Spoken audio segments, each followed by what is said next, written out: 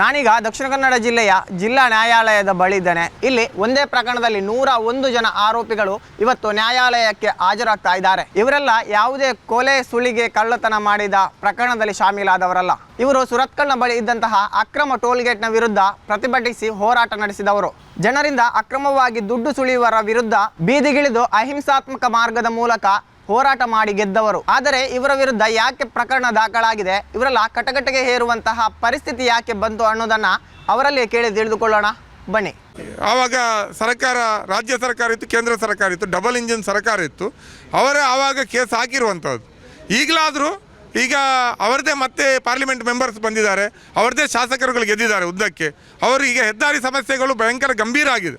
ಹೆದ್ದಾರಿ ಅನ್ನುವಂಥದ್ದು ಮರಣದ ದಾರಿಯಾಗಿದೆ ಮತ್ತು ಬೇರೆ ಬೇರೆ ರೀತಿಯಾದಂಥ ಹೆದ್ದಾರಿ ಸಮಸ್ಯೆಗಳಿದೆ. ನಿನ್ನೆ ಕೂಡ ಉಡುಪಿ ಜಿಲ್ಲಾಧಿಕಾರಿ ಕಚೇರಿಯಲ್ಲಿ ಮೊನ್ನೆ ಸ್ಥಳೀಯರಿಂದ ಸುಂಕ ವಸೂಲಿ ಮಾಡುವ ಕುರಿತು ಸಭೆಗೂ ಕೂಡ BJPಯ MLA MP ಗಳು ಯಾರೂ ಭಾಗವಹಿಸಲಿಲ್ಲ. ಅದರಿಂದ ಮತ್ತೆ ಅದನ್ನು ಅವರು ಮುಂದುವರಿಸಿದ್ದಾರೆ. ಇದು ಸರಿಯಲ್ಲ. ಚುನಾವಣೆಯಲ್ಲಿ ಜನ ಮತ ಹಾಕುವಂಥದ್ದು ಟೋಲು, ನೀರು, ಹಸಿವು, ಊಟ, ತಿಂಡಿ, ಬದುಕು, ಆಸ್ಪತ್ರೆ, ಶಿಕ್ಷಣ ಅಂತ ಅಲ್ಲ, ಧರ್ಮಾಧಾರಿತ ಉದ್ಯೋಗದ ಪ್ರಶ್ನೆಯಲ್ಲೆಲ್ಲ ಧರ್ಮಾಧಾರಿತ ಅಂತ ಅವ್ರು ಭಾವಿಸಿದ್ದಾರೆ. ಮತ್ತೆ ಅವ್ರು ಗೆದ್ದದ್ರಿಂದ ಆ ಭಾವನೆ ಕ್ಷಣಿಕವಾದದ್ದು. ಯಾಕಂದರೆ ಅಯೋಧ್ಯೆಯಲ್ಲೇ ಸೋತಿದ್ದಾರೆ. ದಕ್ಷಿಣ ಕನ್ನಡದಲ್ಲಿ ಕೂಡ ಸೋಲೋ ದಿನಗಳು ದೂರ ಇಲ್ಲ. ಅವರು ಎಚ್ಚರ ಆಗಬೇಕು. ಜನರಿಗೆ ಟೋಲ್ ಸುಲಿಗೆಯಿಂದ ಮುಕ್ತಿ ಕೊಡಲಿಕ್ಕೆ ಈ ಜಿಲ್ಲೆಯ ಶಿಕ್ಷಣ, ಉದ್ಯೋಗ, ಆರೋಗ್ಯದಂಥ ಪ್ರಶ್ನೆಗಳಲ್ಲಿ ನಿನ್ನೆ ಕೂಡ ಮೀಟಿಂಗ್ KDP ಮೀಟಿಂಗಲ್ಲಿ ಬಂದಿದೆ. 4 ವರ್ಷದಿಂದ ಒಂದೇ ಒಂದು ವಸತಿ ಯೋಜನೆ ದಕ್ಷಿಣ ಕನ್ನಡ ಜಿಲ್ಲೆಯಲ್ಲಿ ಜಾರಿಯಾಗಿಲ್ಲ.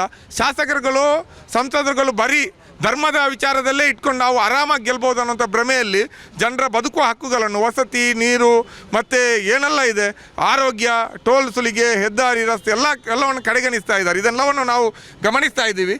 ಜನ ನಮ್ಮ ಜೊತೆಗಿದ್ದಾರೆ. ಚುನಾವಣೆಯಲ್ಲಿ ಮತ ನಿಮಗೆ ಹಾಕಿರ್ಬೋದು, ಜನ ನಮ್ಮ ಜೊತೆಗಿದ್ದಾರೆ.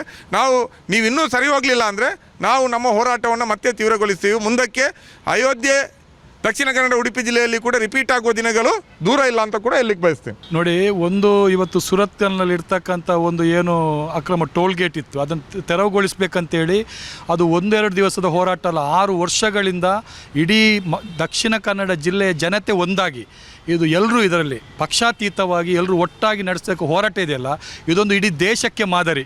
ಯಾಕಂದರೆ ಎಲ್ಲ ಹೇಳಿದರು ಇದು ಟೋಲನ್ನು ತೆಗಿಲಿಕ್ಕೆ ಆಗೋದಿಲ್ಲ, ಯಾಕಂದರೆ ಬಲಾಢ್ಯ ಕೇಂದ್ರ ಸರ್ಕಾರ ಇರೋದು ಆಗೋದಿಲ್ಲ ಅಂತೇಳಿ. ಆದರೆ ಇಲ್ಲಿನ ಜನತೆ ಒಂದು ಒಗ್ಗಟ್ಟಾಗಿ ನಡೆಸಿರ್ತಕ್ಕಂಥ ಹೋರಾಟ ಏನಿದೆ ಅದು ಯಶಸ್ವಿಯಾಗಿದೆ. ಇದು ಇಡೀ ಜಿಲ್ಲೆಯ ಜನತೆ ಅದನ್ನು ಒಂದು ಶ್ಲಾಘನೆ ಮಾಡಿದ್ದಾರೆ. ಅದೇ ಪ್ರಶ್ನೆ ಇರ್ತಕ್ಕಂಥ ಹೋರಾಟ ಯಶಸ್ವಿಯಾಗಿದೆ, ಜನರ ಪರವಾಗಿ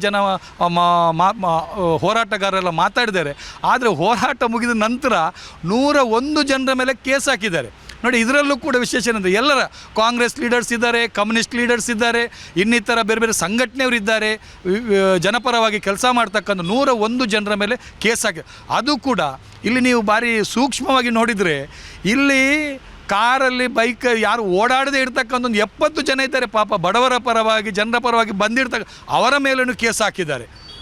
ಭಾರಿ ಜಸ್ಟ್ ಕೂತವರು ಹೋರಾಟ. ಯಾಕಂದರೆ ಇದು ನಿಜವಾದ ಹೋರಾಟ ಅಂತ ಬಂದಿರತಕ್ಕಂಥ ಒಂದು 70ಕ್ಕೂ ಮಿಕ್ಕ ಜನರ ಮೇಲೆ ಹಾಕಿದ್ದಾರೆ. ಸಾಮಾನ್ಯ ಬಡವರು ಪಾಪ ಇಂಥ ಅನ್ಯಾಯವನ್ನು ನಾವು ಸಹಿಸೋದಿಲ್ಲ, ಜನರ ಪರವಾಗಿ ನಿಲ್ತೇವೆ ಅಂತೇಳಿ ಅಂಥವರ ಮೇಲೆ ಕೇಸ್ ಹಾಕಿದ್ದಾರೆ ನೋಡಿ.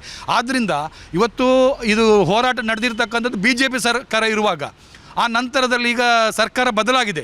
ಯಾಕಂದರೆ ಈ ಸರ್ಕಾರದನ್ನು ಕೂಡ ನಾವು ಗಮನ ಸೆಳೆದಿದ್ದೇವೆ. ಇಲ್ಲಿ ಮುಖ್ಯವಾಗಿ ಕಾಂಗ್ರೆಸ್ನ ದೊಡ್ಡ ಲೀಡರ್ಸ್ ಈ ಕೇಸಲ್ಲಿದ್ದಾರೆ. ಆದರೆ ನಾವು ಈಗ ಉಸ್ತುವಾರಿ ಸಚಿವರಿಗೆ ಮತ್ತು ಸರ್ಕಾರಕ್ಕೆ ಈಗಾಗಲೇ ಮನವಿಯನ್ನು ಸಲ್ಲಿಸ್ತೇವೆ, ಈ ಕೇಸನ್ನು ಕೈ ಬಿಡಬೇಕಂತೇಳಿ. ಯಾಕಂದರೆ ಇಲ್ಲಿ ಯಾರಿಗೆ ಅನ್ಯಾಯ ಮಾಡಿರುವಂತಲ್ಲ, ಈ ಕೋಟಿಗಟ್ಟಲೆ ಹಣವನ್ನು, ಈ ಜಿಲ್ಲೆಯ ಜನರ ಹಣವನ್ನು ಉಳಿಸಿದ್ದೇವೆ, ಈ ಹೋರಾಟದಿಂದ ಉಳಿಸಿದ್ದೇವೆ. ಆದ್ದರಿಂದ ಇದು ನಿಜಕ್ಕೂ ಜನಪರವಾದಂಥ ಹೋರಾಟ. ಈ ಕೇಸನ್ನು ಕೈ ಬಿಡಬೇಕಂತೇಳಿ ನಾವು ಈ ಹೋರಾಟದಲ್ಲಿ ನಿರತರಾಗಿರ್ತಕ್ಕಂಥ, ಪಕ್ಷಾತೀತವಾಗಿರ್ತಕ್ಕಂಥ ಎಲ್ಲರೂ ಒಟ್ಟಾಗಿ ಈ ಒಂದು ಬೇಡಿಕೆಯನ್ನು ಸರ್ಕಾರದ ಮುಂದೆ ಇಟ್ಟಿದ್ದೇವೆ. ಅದೇ BJP ಸರ್ಕಾರ ಇವತ್ತು ಕರ್ನಾಟಕದಲ್ಲಿ ಇದ್ದಿದ್ರೆ ಸ್ವಲ್ಪ ನಾವು ಹೆದರಬೇಕಿತ್ತು. ಆದರೆ ಇವತ್ತು ನಮ್ಮ ಕಾಂಗ್ರೆಸ್ ಸರ್ಕಾರ ಇದೆ. ಕಾಂಗ್ರೆಸ್ ಸರ್ಕಾರ ಯಾವಾಗಲೂ ಜನರ ಪರವಾಗಿರುವಂಥ ಸರ್ಕಾರ. ಹಾಗಿರುವಾಗ ಖಂಡಿತವಾಗಿ ನಮ್ಮ ಸರ್ಕಾರ ಈ ಇಷ್ಟು ಜನರ ಮೇಲೆ ಏನು ಕೇಸ್ ಬಿದ್ದಿದೆ ಅದಕ್ಕೂ ನಮಗೆ ಸ್ಪಂದಿಸ್ತದೆ ಅಂತ ಹೇಳುವ ಒಂದು ಭರವಸೆ ಇದೆ. ಎಲ್ಲಕ್ಕಿಂತ ಹೆಚ್ಚಾಗಿ ಖುಷಿ ಏನಂದರೆ, ಈಗ ಆಲ್ಮೋಸ್ಟ್ 1.5 ವರ್ಷದಿಂದ ಜನರು ಇಲ್ಲಿಗಲ್ ಟೋಲಲ್ಲಿ ದುಡ್ಡು ಗಟ್ಟದೆ ಓಡಾಡ್ತಾ ಇದ್ದಾರೆ. ಅದರಷ್ಟು ಸಂತೋಷ ಇನ್ನು ಬೇರೆ ಯಾವುದೂ ಇಲ್ಲ. ಸೊ ಕೇಸಲ್ಲಿ ಅದು it's okay, part and parcel of the ಹೋರಾಟ ಅಂತ ಅಂದ್ಕೊಳ್ತೇವೆ. ದಕ್ಷಿಣ ಕನ್ನಡ ಜಿಲ್ಲೆಯಲ್ಲಿ ಟೋಲ್ಗೇಟ್ನ ಹೋರಾಟ ಒಂದು ಚಾರಿತ್ರಿಕ ಹೋರಾಟ. ದಕ್ಷಿಣ ಕನ್ನಡ ಜಿಲ್ಲೆಯಲ್ಲಿ ನಾವು ಏನನ್ನು ಕೇಳ್ತಾ ಇದ್ದೇವೆ ಅಂತ ಹೇಳಿದರೆ, ಯಾವತ್ತೂ ಕೂಡ ಧರ್ಮದ ಆಧಾರದಲ್ಲಿ ಹೋರಾಟ, ಧರ್ಮದಲ್ಲಿ ಚಳವಳಿ ಇದೆಲ್ಲ ನಡೆಯುತ್ತಾ ಇತ್ತು. ಅದಕ್ಕೆ ಭಿನ್ನವಾಗಿ ಜಾತ್ಯತೀತ ಮನಸ್ಸಿನ ಎಲ್ಲ ಪಕ್ಷದ ಎಲ್ಲ ಸಂಘಟನೆಯ ಜನಪರ ಚಳವಳಿಯ ಮುಖ್ಯವಾಗಿ ರೈತರು, ಕಾರ್ಮಿಕರು, ಪ್ರಗತಿಪರರು ಎಲ್ಲರೂ ಒಟ್ಟಾಗಿ ಸೇರಿ ಮಾಡಿದಂಥ ಈ ಒಂದು ಹೋರಾಟ ಇದೆಯಲ್ಲ, ಇದು ದಕ್ಷಿಣ ಕನ್ನಡ ಜಿಲ್ಲೆಗೆ ಒಂದು ಹೊಸ ದಿಕ್ಕನ್ನು ಕೊಟ್ಟಿದೆ. ದೆಹಲಿಯಲ್ಲಿ ರೈತ ಚಳವಳಿ ಎಂದು ಹೇಗೆ ಒಂದು ಮಾದರಿ ಆಯಿತೋ, ಅದು ಹೇಗೋ ಅಂತಾರಾಷ್ಟ್ರೀಯ ಮಟ್ಟದಲ್ಲಿ ಹೆಸರು ಗಳಿಸೋ, ಅದೇ ರೀತಿ ಕರಾವಳಿ ಭಾಗದಲ್ಲಿ ಮಾತ್ರ ಅಲ್ಲ, ಕರ್ನಾಟಕ ರಾಜ್ಯದಲ್ಲಿ ಕೂಡ ಟೋಲ್ ಗೇಟ್ನ ಹೋರಾಟ ಒಂದು ಚಾರಿತ್ರಿಕವಾದ ಹೆಸರನ್ನು ಪಡೆಯಿತು. ಖಂಡಿತ ಕೂಡ ನಾವು ನ್ಯಾಯದ ಪರವಿದ್ದೇವೆ, ಸತ್ಯದ ಪರವಿದ್ದೇವೆ, ಮಾನವೀಯತೆಯ ಪರವಿದೆ.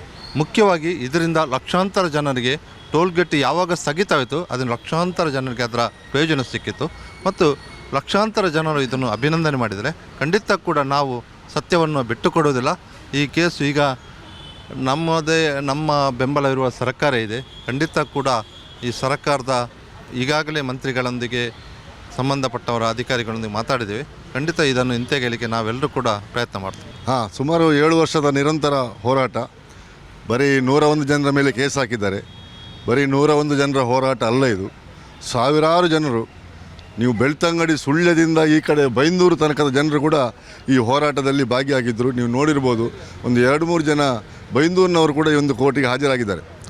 ಹಾಗಿರುವಾಗ ಭ್ರಷ್ಟ ಸರ್ಕಾರಗಳು ಇದ್ದಾಗ ಇಂಥದ್ರಲ್ಲಿ ನಡೀತದೆ ಅಂತ ಹೇಳುವಂಥದ್ದಕ್ಕೆ ಸುರತ್ಕಲ್ನ ಒಂದು ಟೋಲ್ ಹೋರಾಟದಲ್ಲಿ ನಾವು ಇಲ್ಲಿಗೆಲ್ಲ ಆಗಿದ್ದ ಟೋಲನ್ನು ನಾವು ತೆಗೆಸಿದ್ದು, ನಾವು ಹೋರಾಟ ಮಾಡಿಯೇ ತೆಗೆದದ್ದು. ಆದರೆ ಲೀಗಲ್ ಆಗಿ ಇಲ್ಲ ಅಂತ ಹೇಳೋದು ಕಾರಣಕ್ಕೆ ಸರ್ಕಾರ ಕೂಡ ಅದು ಟೋಲನ್ನು ತೆಗೆದಿದ್ದಾರೆ. ಆದರೆ ಹೋರಾಟ ಮಾಡಿದವರ ಮೇಲೆ ಕೇಸ್ ಹಾಕಿದ್ದಾರೆ. ಇದು ಕೂಡ ಇಲ್ಲೀಗಲ್ ಅಂತ ಹೇಳೋದು ನಾನು. ಯಾಕಂತ ಹೇಳಿದರೆ ನಾವೇನು ಠಾಣೆಗೆ ಮುತ್ತಿಗೆ ಹಾಕಲಿಲ್ಲ, ನಾವು ಯಾರಿಗಾದರೂ ಸಾರ್ವಜನಿಕ ಆಸ್ತಿಪಾಸ್ತಿಗಳಿಗೇನು ತೊಂದರೆ ಮಾಡಲಿಲ್ಲ. ಆದರೂ ನಮ್ಮ ಮೇಲೆ ಕೇಸ್ ಹಾಕಿದ್ದಾರೆ. ನಾವಲ್ಲಿ ಹೆದರುವವರಲ್ಲ. ಆದರೂ ಈ ಹೋರಾಟ ಮಾತ್ರ ಇಡೀ ದಕ್ಷಿಣ ಕನ್ನಡ ಜಿಲ್ಲೆಗೆ ಒಂದು ಜನರು ಜಾತ್ಯತೀತವಾಗಿ, ಪಕ್ಷಾತೀತವಾಗಿ ಒಟ್ಟಿಗೆ ಸೇರಿದರೆ, ಒಂದು ಸಾಮಾಜಿಕವಾಗಿ ಒಟ್ಟಿಗೆ ಸೇರಿದರೆ ಎಂಥದನ್ನು ಕೂಡ ಸಾಧನೆ ಮಾಡ್ಬೋದು ಅಂತ ಹೇಳುವಂಥದ್ದನ್ನು ನಾವು ತೋರಿಸಿಕೊಟ್ಟಿದ್ದೇವೆ. ಹಾಗಾಗಿ ಕೋರ್ಟ್ ಕೇಸ್ ದೊಡ್ಡ ವಿಷಯ ಅಲ್ಲ. ನಾವು ಸರ್ಕಾರಕ್ಕೆ ಮನವಿ ಮಾಡಿದ್ದೇವೆ. ನಮ್ಮ ಸತ್ಯದ ಬಗ್ಗೆ ಸರ್ಕಾರಕ್ಕೆ ಸಹ ಅರಿವಿದೆ. ನಾವು ಅದರ ಬಗ್ಗೆ ನಾವು ಇನ್ನು ಮುಂದೆ ನೋಡಿಕೊಳ್ತೇವೆ. ಅದರಲ್ಲ, ಆದರೆ ಇದೊಂದು ಹೋರಾಟ, ಚಾರಿತ್ರಿಕ ಹೋರಾಟ ಅಂತ ಹೇಳಲಿಕ್ಕೆ ನಾವು ಇಚ್ಛೆ ಪಡ್ತೇವೆ. ನಾವು ಈ ಹೋರಾಟದಲ್ಲಿ ಗೆದ್ದಿದ್ದೀವಿ. 7 ವರ್ಷ ಭಾಳ ಶಾಂತಿಯುತವಾಗಿ ಸತತ ಹೋರಾಟ ಮಾಡಿ ಗೆದ್ದಿದ್ದೀವಿ. ಎಲ್ಲೂ ಹಿಂಸೆ ಆಗಿರಲಿಲ್ಲ ಮತ್ತು ಹಿಂಸೆಯೂ ಆಗದ ಕಾರಣ ಮತ್ತು ನಮ್ಮ ಬೇಡಿಕೆ ನ್ಯಾಯಯುತ ಅಂತ ಕೇಂದ್ರ ಸರ್ಕಾರ ಪರಿಗಣನೆ ಮಾಡಿ ಕೊನೆಗೆ ಟೋಲ್ ಗೇಟನ್ನು ತೆರವುಗೊಳಿಸಿದ ಮೇಲೆ ನಮ್ಮ ಮೇಲೆ ಆರೋಪ ಪಟ್ಟಿ ಹಾಕುವಂಥ ಅವಶ್ಯಕತೆ ಇರಲಿಲ್ಲ ಮತ್ತು ಎಲ್ಲೂ ಹಿಂಸೆ ಆಗಿರಲಿಲ್ಲ, ಏನೂ ಇರಲಿಲ್ಲ.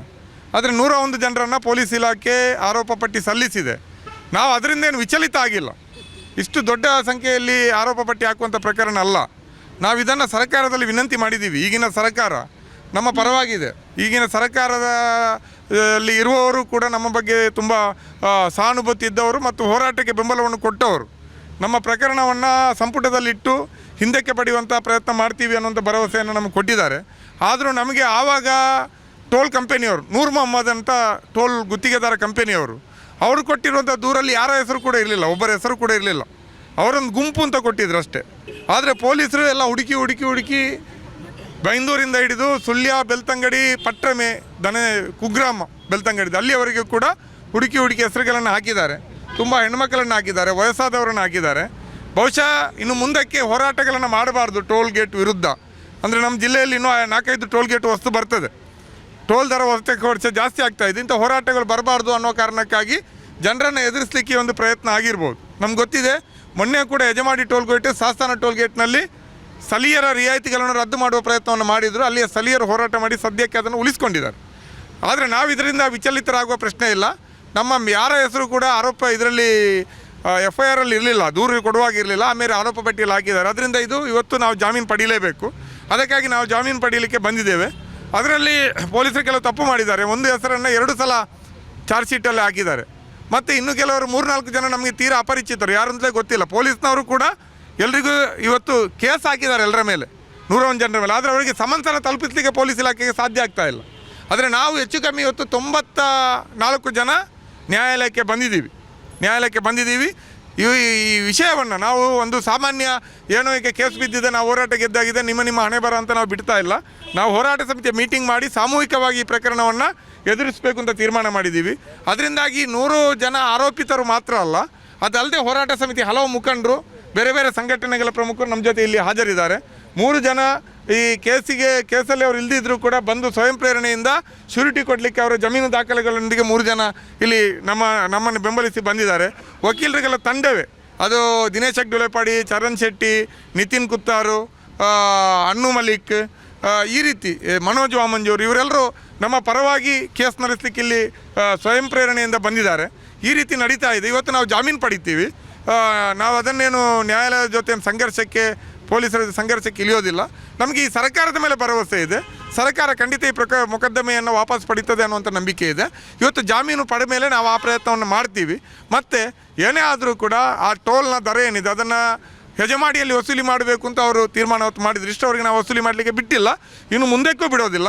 ಮತ್ತು ಟೋಲ್ಗಳ ಬಗ್ಗೆನೇ ನಮಗೆ ಸಹಮತ ಇಲ್ಲ. ಆದರೂ ಟೋಲ್ಗೇಟ್ಗಳನ್ನು ಹಾಕುವಾಗ ಅದು ನ್ಯಾಯಯುತವಾಗಿರಬೇಕು. ನ್ಯಾಯವನ್ನು ಮೀರಿ ಮಾಡಿದರೆ ನಾವು ಈ ಜಿಲ್ಲೆಯಲ್ಲಿ 2 ಜಿಲ್ಲೆಗಳಲ್ಲಿ ನಾವು ಹೋರಾಟವನ್ನು ಮುಂದುವರಿಸ್ತೀವಿ.